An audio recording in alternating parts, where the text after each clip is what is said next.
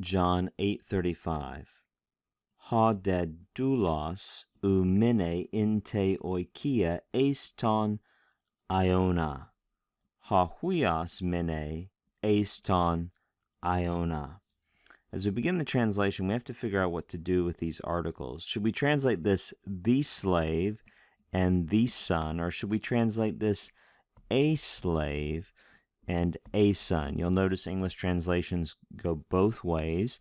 I'm inclined to translate it as a slave and a son, and the reason they're translating it that way is they're recognizing this article is what's called a generic use of the article. The article used with a singular noun, and with the focus being on that noun as part of a class or group of people that you're looking at.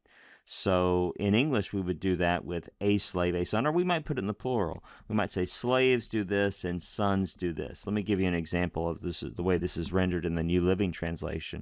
It says a slave is not a permanent member of the family, but a son is part of the family forever. So you can see how that singular form in English with the indefinite article communicates almost like a proverbial statement or an observation about a class of people.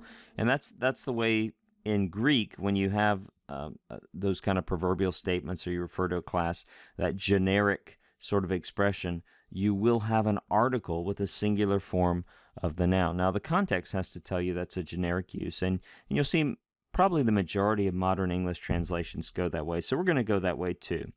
Now, a slave does not remain in the house forever. In other words, a slave is not a permanent member of the household family. A son abides forever. In other words, a son is a permanent member of the family.